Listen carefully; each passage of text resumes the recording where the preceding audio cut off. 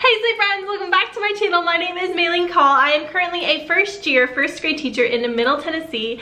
I love to share teaching vlogs with you, sit down videos like this, and I go live every now and then. If you are someone who is a teacher, a student on their way to becoming a teacher, or someone who just enjoys hearing about teacher life, go ahead and click the subscribe button down below and join the family. Today we're talking about Class Dojo, and I get questions about this all the time, so I'm really excited to finally get to make this video for you. Today I'm going to break down for you Class Dojo, what it is, tips, tricks, how I use it in my classroom, how you might want to use it in your classroom, who it's for, and I'm going to break it down for you on both my computer and my phone so you can kind of get an idea of what it will be like and maybe learn some new things that you didn't know. So I have to start first with what Class Dojo is not before I tell you what Class Dojo is. So despite what some people say, Class Dojo is not a behavior management system. It's more of a communication / reward system. You still need to have whatever behavior management plan that you have for your room. That still needs to exist. Students should still know, what your expectations are for the classroom, how they should behave in the classroom, how they should behave in the school. All that still needs to happen. Class Dojo is good for building those relationships. In fact, I think it's really good for helping students learn the expectations you have for the classroom and the expectations for the school. It's going to really help them build those habits, lock those in, and it's going to help you build relationships with your students as well. But it is not a behavior management system, which is why I think it doesn't work for a lot of people, because they expect it to be something that it's not. So like I said, it can be really amazing to help your students learn the behaviors you want of them, and it's really, really great for communication. Okay, I'm gonna scoot over just a little bit so we can do a little demonstration.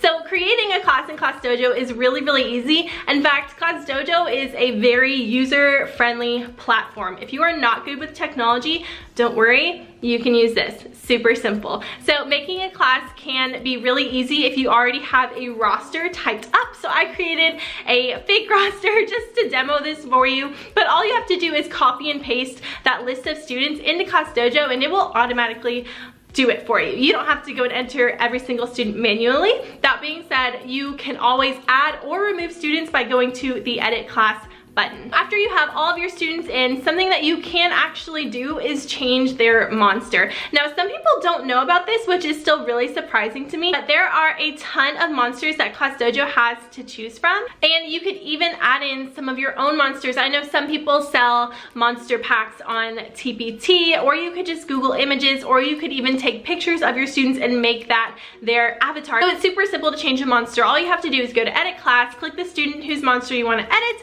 and then click their avatar, and from there you'll see a list of monsters that Class Dojo has, or you can import your own, which is what I have chosen to do personally. So if you did want to add your own monsters, you would just scroll down to create your own set and you can import them from there. Changing monsters is also a really great way to refresh Class Dojo, maybe every quarter or semester, or if you just need a little extra something. You can also have students earn changing their monster so they get to pick their own monster. However you want to do it, whatever works for you. The next thing you should do when you set up Class Dojo is adjust the skills. So if you click on either whole class or any student, it's going to pop up with the skills. It automatically pops up to the positive skills, but then if you switch over to the needs work skills, you can see what Class Dojo already has defaulted for you. What I did when I created my Class Dojo was I completely deleted every skill and started from scratch. I thought about what skills I really wanted my students to show in the classroom, and then I thought about potential reasons that I would take points away, and for me these kind of went hand in hand. Either they were doing something or they weren't doing something. So for example, I have a skill for kindness, and then I have a negative skill for being unkind. So the way the point system works is you can gain 1, 2, 3, 4, or 5 points, or you can lose 1, 2, 3, 4, or 5 points. That's kind of the threshold for Class Dojo. And there is also a neutral point value for 0 points, which a lot of people don't know about. For me, I use this as a warning, so I don't necessarily have to take a point, but it does register that I use a warning. So I have a point value of 0 for a warning, just to let my parents know, hey, I'm giving your student a warning, to let the student know, hey, this is something that's happening and the message is being sent to your parents. But you can also use it to track things like the restroom or going to the nurse or homework or anything you can think of, really. It's something that tracks it, but it doesn't necessarily affect their score. Points. Their points. On that note, I do want to say Class Dojo generally is supposed to be something that is more positive than it is negative. So while you're adding your skills, while you're thinking about what you want them to be, definitely steer more on the positive side. So for me personally, I have skills for positive that are 1 point for just our everyday skills, and then I have kindness as 2 points because I value that. My negative skills are all also only 1 point, except for being unkind. That takes 2 points, again, because I really value that in my classroom. But I really recommend that your negative points stick to 1 or 2 points. I don't recommend going above that because you don't want that to outbalance the good. Class Dojo really is about creating those positive relationships and making students feel good. Now, of course, negative points are going to motivate some students, but not all students. It goes without saying that if you have a student who is, you know, one of those children who would be constantly earning negative points, reinforcing with those positive points as often as you can. Also, all of the points that you give or take from students are kept in their reports. So if you go to options and view reports, you can actually view individual students' reports, how they did that day, that week, that month, however long. I find that the weekly view is helpful if you are tracking behaviors like that. It's also something that you could send home to parents, but parents can also access this from the device too. So I do want to mention that Class Dojo is really great for tracking behaviors, but keep in mind, if you give or take whole class points, those behaviors are going to show up on the individual student's report, which means if you press whole class and you say off task, that point is going to show up on every single student's report. Even the student who is always on task, always doing the right thing, it will say whole class point, but it still shows up in the breakdown and the kind of balance of points. Just be aware of that. All right, that being said, you can actually choose which points you want to share with parents. So if you are someone who definitely wants to keep this more of the positive system, you can only share positive points with your parents. I do choose to share positive and negative points. That way my parents really are aware of what's happening in the classroom, and it kind of avoids awkward conversations later because they can see things as they're happening. And maybe if that, you know, student has a rough day that day, you've talked to them at school, when they get home, their parents can have a conversation with them as well, and it kind of makes the communication more seamless, I think, making sure everybody is on the same page. And if you really don't think your parents would go in and check the reports for each student to see kind of the breakdown of how they did that week, or maybe you have some parents who don't have Class Dojo, you can always print that out and send it home with the student. It's super simple. All you have to do from the reports page is download it and print it, and it breaks it down really, really nicely for the parents to see. You can have students take it home for parents to sign. You could put it in your records.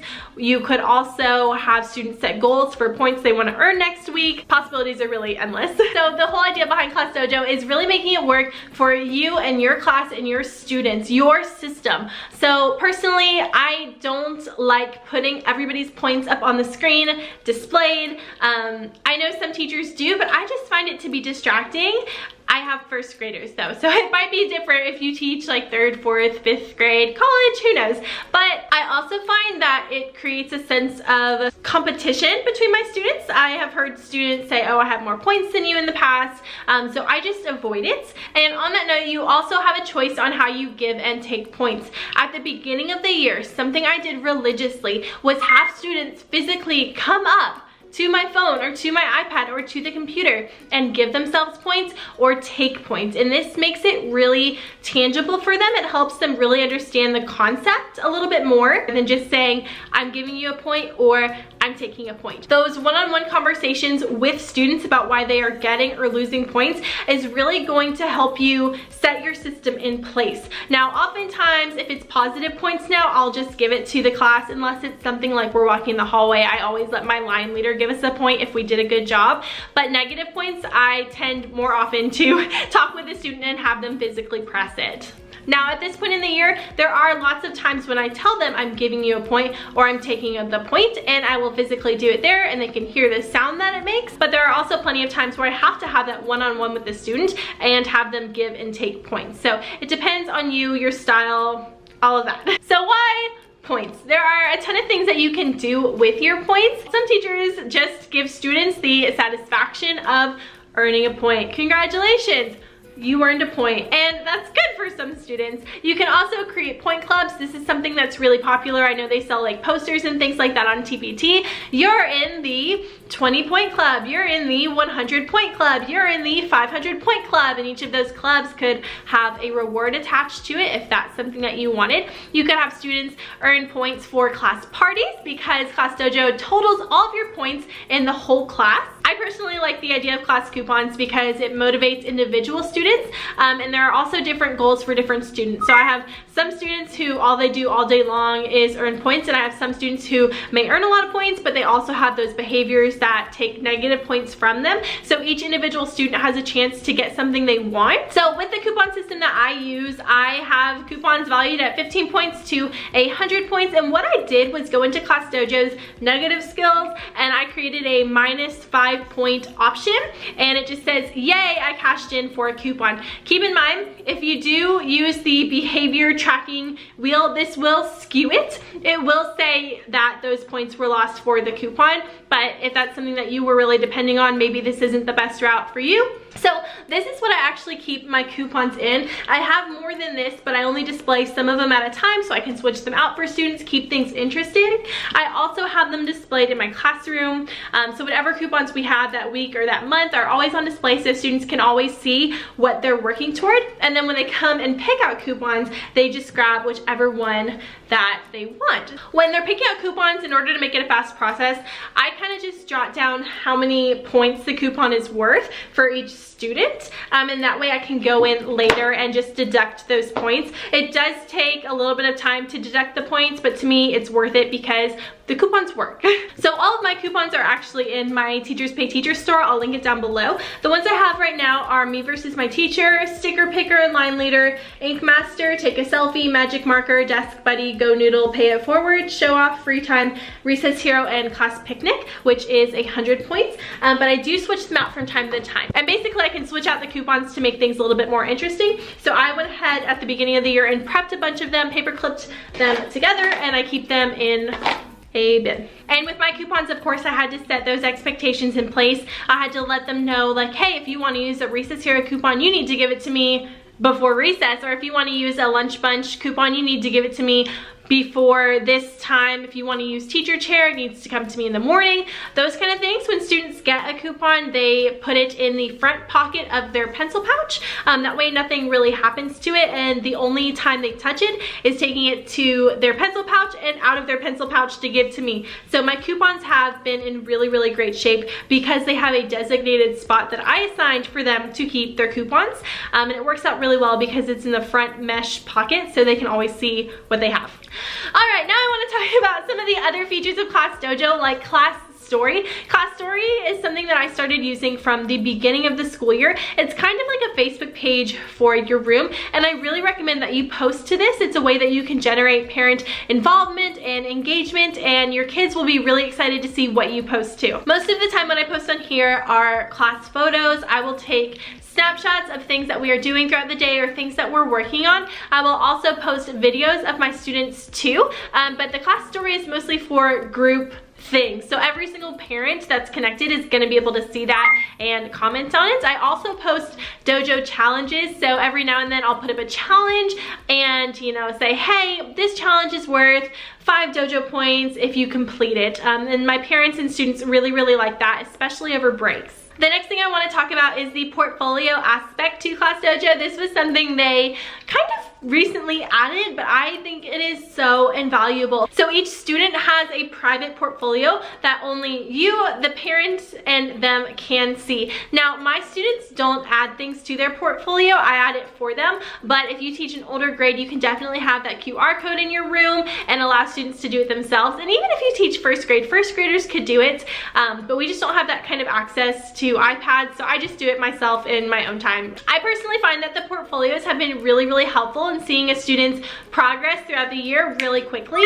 It's great if you go to meetings for students. I've pulled it out then, but I keep writing samples in mind from the beginning of the year to now. We keep videos of students reading, like during guided reading, or I'll have our EAs come and take a video of that child reading for just a couple of minutes to throw in there, so you can really see that progression, and my parents have loved that. I definitely try to add to my students' portfolios once a week, so usually I will add some writing piece that they have done in their centers or something else we're working on in the class, just so it's there. So when you add something to the student's portfolio, whether it's a picture or a video, the parent can see it and the parent can also comment on it. So if you do have students who would use the portfolio app, they will definitely be able to see the parents commenting and saying, hey, good job, or we are so proud of you, and that can be really motivating for students as well. So I absolutely love Class Dojo because it's kind of like an all-in-one app. You get the student aspect, you get the reward aspect, you get the portfolio aspect, the communication aspect. It's filled with tools to help you throughout your school day. One of my favorite things that it has in it is the messaging. So if you have parents who are linked to their child's Dojo account, it is linked to their phone, and you can message them without giving them your phone number. But a lot of people don't realize that Class Dojo will actually translate messages. So if you have a parent who does not speak your language, you send a message to them, it's translated. They can message you back and it'll be translated for you. So it really bridges that communication gap that you might otherwise have. I think the messaging aspect is so incredibly useful. I can message one parent, I can message a couple parents, I can message every parent at one time. Sometimes I'll send things home like the newsletter through Class Dojo, or I'll just send out reminders, or take a picture of important things that I'm afraid the student will forget to show their parent when they get home, because that never happens. So another thing I want to mention is that Class Dojo on your phone communicates with Class Dojo on your computer. So a lot of times in class I'll have a PowerPoint kind of displayed in the room while students are, let's say, like in centers or something, and so that PowerPoint will be displayed. But in the background, in one of my internet browser windows, I will have Class Dojo pulled up. So if I'm at my guided reading table and I have my teacher iPad here and I look up and I see a student working really hard, I can quickly give them a point, but that sound will be heard through my computer, even though it's not displayed at the time. So as long as your Class Dojo is pulled up on your computer, it doesn't have to be visible. That noise will still play and students can still hear it. The next thing I love about that whole synchronization between the phone and the computer is that any of the tools that you pick from Class Dojo will automatically pop up if you have it displayed. So I'm going to walk you through all the tools and how I use them, but if you pulled up any of the tools like the timer and you had Class Dojo pulled up on your computer, the timer would automatically be projected onto your computer without you having to go over to your computer and doing the timer. You could do it from anywhere in the room, and that is so beneficial. All right, now we're going to hop over to the mobile version, and I'm going to talk you through some of the tools in Class Dojo and how I use them. First thing is the timer. I love the timer because there's already intervals set for you, but you can also custom pick however long you want it to be. So when we go to the restroom, I set the timer for 5 minutes and 25 seconds. I don't know why, but I do. And then I press start. And what I do is I display this where every student can see it. So we have paper towel holders on the wall, and I'll set it up there, and my students will work really hard to try to beat that timer, be back in line before it ends, and that's worked out really well. Oh, I should show you on here because it just did it. I have Class Dojo pulled up on my computer. If I go in and press the timer, and we'll just set it for a minute, it automatically pops up on your computer. So that's what I was talking about. The next one is pretty obvious, but it is the random button. It will very quickly pick a random student for you. There are a ton of different ways that you could use this. I personally use this to pick my line leader anytime you go out in the hallway. So like I said, it connects to my computer. All I do is open my phone, press random. The student pops up on the screen and they automatically know who goes to the back of the line. My line leader is in the back of the line because they watch how we do. And then once we get to our destination, they physically give the class a point if we do a good job. If we don't do a good job, they don't get a point. So that's how that works. Next one is the group maker. And I feel like a lot of people know these features exist, but they kind of forget about them and therefore don't use them. I actually used the group maker today. My students did partner work and I wanted to switch things up for them. So I went to group maker and I put 2 students students per group. And then it automatically popped up on my computer who was going to be partners with who. If there is an extra student left over, I just throw them in that very last group. So that's really, really helpful. So you can do things quickly on the spot, switch things up for your kids. The next one is the noise meter. I personally don't use this in my class because most of the time I'm playing some kind of soft music, but this would be really good at the beginning of the year for kind of setting expectations on how you want the voice levels to be in your classroom. You definitely can change the sensitivity. Right now it's really high. The next one is directions. Again, I don't necessarily use this because most of my day is planned out in a PowerPoint, so I just put directions automatically on the PowerPoints. But this could be helpful to you if you're someone who finds themselves always writing directions on the board. This might save you time if you're a faster typer, or you could put things in ahead of time. So let's say you want directions for independent reading. You could tell them to find a book and then pick a spot and then read quietly the whole time. And then when you hit start, it's going to automatically connect to your computer and it'll look like this. So again, if you're someone who writes directions on the board, this could save you time. I just don't use it. The next one is Think, Pair, Share. Again, this is not one that I tend to go to. If I do a turn and talk with my students, I usually just ask them, but this could be a good way for your visual students. I mean, there's a ton of reasons why you would use it. Let's say you're doing a read aloud and you want all of your questions to be planned out beforehand. You could have them ready and then just tap whenever you want that question to show up. Like I said, it's not a feature that I necessarily go to. The next one is the Today tool, and this is more of like a morning message. So of course you can go in and type whatever message you want your students to see and have it ready the night before. Again, I keep mine in my daily or weekly PowerPoint, so I don't really need to do this, but again, it will pop up on your computer just like this. So again, it's completely up to you and your preference. You might have a different use for that. The next one is music, which I actually love. So you can pick between focus music or active music. The only thing I don't like is you have to stay in the music tool, so you can't play music and then go pick a random student. You can't do any of that. You would have to stay in the music, but most of the time I just play my own like Spotify playlist in the classroom. But the songs on here are actually pretty good. So I'll play focus music. You can hear it from my computer. There's a couple different songs.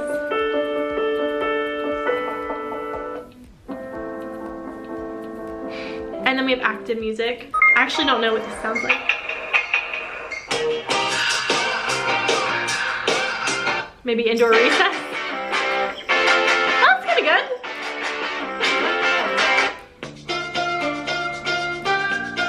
I like that one. It was like a good bop. So those are some of the tools that Class Dojo has already there for you. I do want to say Class Dojo is a really convenient app, especially if a lot of teachers or your entire school, like my school, uses Class Dojo. So every single teacher has Class Dojo on their phone. What you can actually do is share a class with another teacher. All of the teachers in my school building can give and take points from students. So if they see them in the hallway doing a good job or something and they just want to give them a point, they can. Or if the student goes to intervention, the interventionist can also reward them a point. We also have a Paw Points class in our Class Dojo app. So of course I have my class with all of my students, and then the school has created a separate class that tracks each teacher's related arts points. So in the class that my school created for our Paw Points, which is our points that we earn for specials, I have a monster under there and it represents my class. So we can earn 1, 2, or 3 points each time we go to specials or the cafeteria. We also have a house system at my school, which I really love. So there is a separate class for house points, and in this class there are only 4 categories, 1 for each house. And like I said, any teacher can give points to any house, and then all of our house points are tracked and totaled, and they're even displayed in our lobby of our school. So on top of that, Class Dojo still has so much more to offer. If you go to their big ideas section, you'll actually find a ton of really cute videos. So they have videos on growth mindset, perseverance, empathy, gratitude, and mindfulness. And there's a couple different videos in each one that are actually really, really good. So if you have Class Dojo, I recommend checking those out. They're really good for younger kids, I think. So Class Dojo can definitely be an incredible tool. There are so many amazing things that are built into it already. I know so many teachers who love it, and I also know teachers who don't love it because because they're using it as a behavior management system, which again, it's not. It's not meant to stop unwanted behaviors. It's meant to encourage behaviors that you do want. So even if you have a student who might be constantly losing points, if that's something you choose to do, again, you can always just keep it positive. You still need to have a plan in place for that student. Whatever conflict resolution you need for that specific student, that should still be there. I can't stress that enough. So whether it is a conversation with that student or losing a privilege, whatever you choose, that should still be there. Class Dojo is not meant to take the place of those things, because for some students, I mean, it's just not going to work that way. Before I end this video, I am going to take you into a Class Dojo that is modeled after mine, so you can see all of the skills that I use, all the ways that I use it, and how I do my monsters, things like that. And like I said, please keep in mind, do whatever works for you. This is just a place for you to start if maybe you're not sure. I know a lot of teachers have like 20 different skills and they're very specific. I feel like mine are more broad, but I'm gonna show you anyway. So I'm gonna walk you through a demo version of my Class Dojo and kind of explain to you how I use it and the different little tricks that I have. So at the beginning of the year, I teach first grade, and one of the big standards we have is plans. So let me just put that out there. So at the beginning of the year, my students all started off as Class Dojo seeds. So they eventually got a little seedling and they sprouted, they gained a couple more leaves, and eventually every student got their own plant. So these are all of the plant icons that I had for my students. So they all started out as a seed and slowly turned into different plants. They each had a different plant. It was a really, really fun experience for them. It was really fun for my students to, you know, come in the next morning and see, oh, who had sprouted, who had grown a new leaf, and then who, you know, got their plant. So that was really fun. I think I drug it out from like August to November, maybe October. I don't know. It took them a long time to get to their actual plant. And then I switched over to woodland. So this is, again, I said that I just created. And these are some of the icons that I just downloaded from the internet that kind of had the same general vibe. So we changed to woodland creatures for a while. I did want to mention I am going to have the plants and the woodland icons in my Instagram shared folder. So if you head on over to my Instagram and you click the link in my bio, there is a button on there called sharing with my Insta fam, and I have things that I can't put on TPT because of copyright issues there for you for free to download. So it's just a shared drive that we have on there. So there's a super secret little sharing folder. Next, I'm going to talk about my skills. So I do have all of these skills. I give attendance points if every single person is at school. You can take attendance through Class Dojo right down here, but I don't do that because we just do it through my school. But if every student is there that day, they will get a point for attendance. The next one is awesome attitude. I really notice when my kids are in a really good mood, and I really appreciate that. So this is one of those things that I use quite often, and it's also really great for those kids who need those points. You know what I mean? Anytime you can catch them with an awesome attitude, it's just a good thing for them. The next one is being a leader. At the beginning of the year, I do kind of a big lesson on being a leader versus being a boss. Be a leader is something I say like 20 times a day, I feel like. So that's worth 2 points. Challenge points I use quite often. I have a point value of 1 and a point value of 5. So if it's a team challenge, usually I'll just do 5 points. If it's an individual challenge point that they earn, I just do like 1 point. So like when we go to lunch and they beat our bathroom timer, I usually just give everybody 1 point if they beat it, or I'll give girls 1 point because they were quieter in the hallway, things like that. Just simple things that you can give them points for. This is self-explanatory, extra effort. If a student, you know, turns in something and I can see they like put a lot of effort into it, they didn't rush, or if I can just see them putting in extra effort throughout the day, I'll do that one. Following directions is another one that's really good for those kids who you just want to catch in the act of doing something, you know, good. This one is obvious, helpful, kindness, on task. I like to use this one when I am at my guided reading table. I can look up and very quickly, you know, give a student a point. They're not going to know who got the point, but they'll all hear the noise. Pay It Forward goes along with our coupon system, so they can buy a Pay It Forward coupon for 30 points and give every person in the class 5 points. They love this coupon, and I love that they love this coupon. It makes me so happy. This one is for my line leader. When we get to our destination, if my line leader says we did a good job, then they can give us all a point. And usually if my student tells us that we can do a better job, I'll give them some kind of point for, you know, being a leader or being honest. So I also have these 2 stars on here. One is for reading every night and one is for I ready every night. I don't have homework, but these are things that I really like my students to do at home. And then one for strong choice. So if they're just doing something that is, you know, worthy of a point, I can do that on your phone and on the computer too. If you click it, you can also add a note. So you can say, so-and-so, I don't know, picked up trash. Whatever that positive thing was that they did, it can be recorded. For the negative ones, I have these. So being a boss, again, being a leader versus being a boss. Disrupting, this one I feel like I use more during whole group. Hooray, I cashed in a coupon. This is what I use when I am redeeming points for students. So you saw how I just wrote it down really quickly as students get coupons. Let's say Lainey got a coupon for 25 points. So I would just go to Lainey, press her. Hooray, I cashed in a coupon. 5, 10, 15, 20, 25. So you can see it really doesn't take that long. Again, that is going to skew the behavior report if you use it. I don't really use it, but it's a way for me to redeem those points. Not listening, off task, saying I can't, being unkind, -2. Unprepared, warning, sounds like that. Wasting time, I feel like I use this one a lot. And then weak choice. And again, with the weak choice, I have my students press it and then I will add a note. So on your phone, it is really, really easy to add a note, but I'll just press it and then I will note like so-and-so pushed another student. And that's really nice because you can track behaviors. So if they're happening over and over again, you have a record. So those are all my points and my points values.